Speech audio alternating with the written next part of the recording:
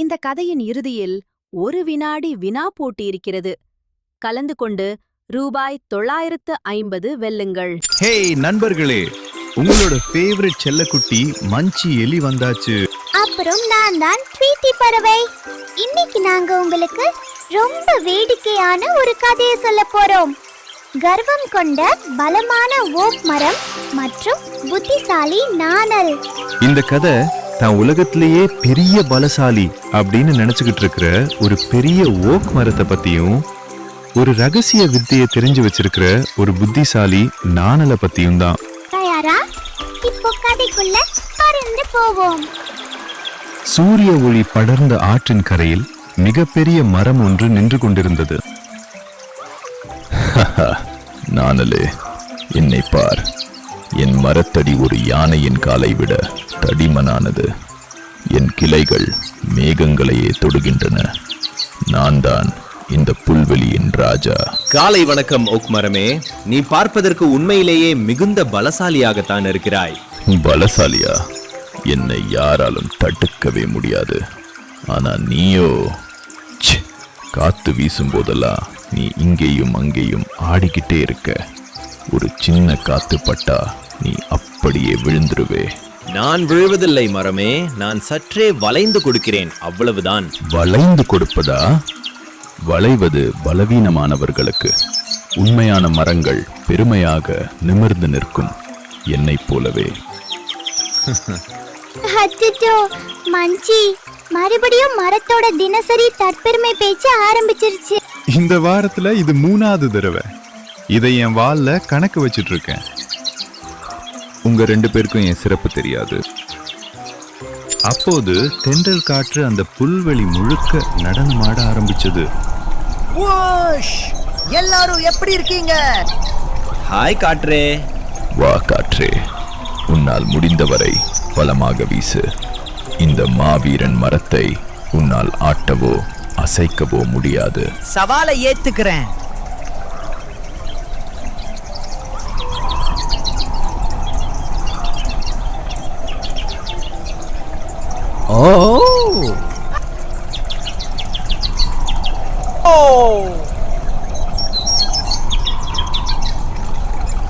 பாருங்கள், அந்த நாணல் அப்படியே தர வரைக்கும் வளைஞ்சு டக்குன்னு பழையபடி நிமிர்ந்துருச்சு.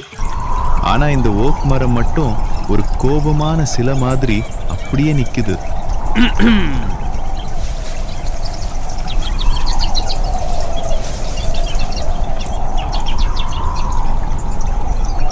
உங்களோட சில இலைகள் அப்படியே பறந்து போயிருச்சு மிஸ்டர் பிக் பாஸ். அதெல்லாம் என்னோட கூடுதல் இலைகள். என்கிட்ட இன்னும் நிறைய இருக்கு. அவனோட இலைகள் எல்லாம் கொட்டிக்கிட்டே இருக்கு. ஆனாலும் இன்னும் தற்பெருமை பேசிக்கிட்டே இருக்கான். இது வழக்கமான மரம் தான்.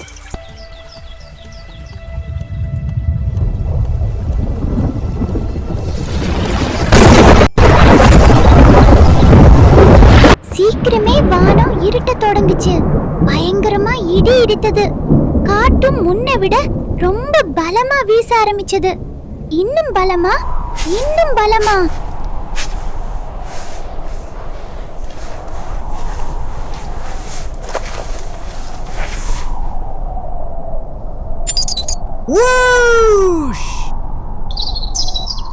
இடது பக்கம் வளைஞ்சுக்க, வலது பக்கம் வளைஞ்சுக்க, நல்லா குனிஞ்சுக்க, பத்திரமா இரு.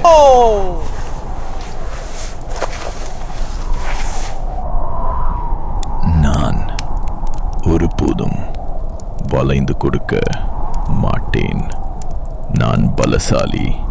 நான் ஒரு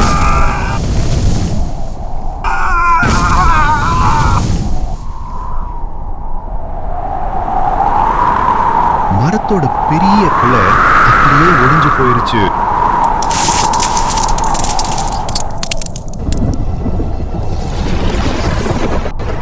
இன்னொன்னு உடையது.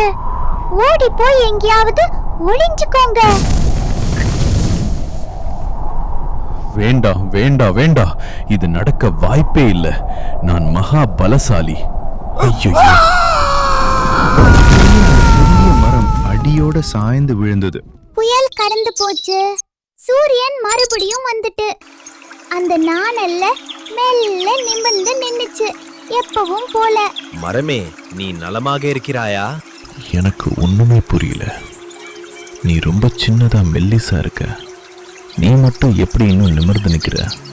நான் இப்போ ஒரு உடைந்த குச்சி மாதிரி தரையில விழுந்து கிடக்குறேன். ஏன்னா நான் காத்தை எதிர்த்து போராடல மரமே. புயல் வந்தப்போ நான் அதோட சேர்ந்து வளைஞ்சு கொடுத்தேன். ஆனா நீ அதை எதிர்த்து நின்ன. அந்த போராட்டம் தான் உன்னை ஒடிச்சிடுச்சு. அப்போ வளைந்து கொடுக்கறது பலவீனம் இல்லையா? இல்ல, தேவையான நேரம் வளைந்து கொடுப்பது புத்திசாலித்தனம். எப்போது வளைந்து கொடுக்க வேண்டும் என்று தெரிந்து கொள்வதுதான் உண்மையான பலம். ஓ, இது உண்மையிலேயே ஏத்துக்க வேண்டிய விஷயம்தான். உன்கிட்ட சொன்னேன்ல, இந்த தற்பெருமை பேச்சு கடைசியில மோசமா தான் முடியும்னு. சரிதான். நான் கொஞ்சம் அதிகமாவே கர்வம் காட்டிட்டேன். நம்ம எல்லாருமே புதுசு புதுசா கத்துக்க தான் செய்யறோம். அடுத்த முறை காத்து வீசும்போது கொஞ்சம் வளைஞ்சு கொடுக்க முயற்சி பண்ண, அது உனக்கே பிடிச்சு போகும். அவ்வளவுதான் நண்பர்களே, இத்தோடு இந்த கதை முடிவுக்கு வருது. இதோ நாம இன்னைக்கு கத்துக்கிட்ட முக்கியமான நீதி இதுதான். ஓக் மரத்தை போல வலிமையாகவும் உயரமாகவும் இருப்பது நல்லதுதான். ஆனா நாம ரொம்ப கர்வம் கொண்டு ஒரு சின்ன மாற்றத்தை கூட ஏத்துக்காம வளைந்து கொடுக்க மறுத்தோம்னா பெரிய புயல் வரும்போது நாம உடைஞ்சு போக வாய்ப்பு இருக்கு. சில நேரங்கள்ல வளைந்து கொடுக்கறதும் அடக்கமா இருக்கிறதும் தான் புத்திசாலித்தனம். அப்புறம்தான் நாம எப்பேற்பட்ட சூழலையும் தாங்கி நிக்க முடியும். அதனால ஓக் மரம் போல வலிமையாயிருங்க.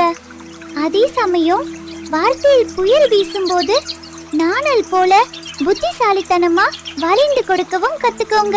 அடுத்த முறை உங்க வாழ்க்கையில புயல் வீசும்போது கொஞ்சம் வளைஞ்சு கொடுக்கணும்னு மட்டும் நினைவுல வச்சுக்கோங்க.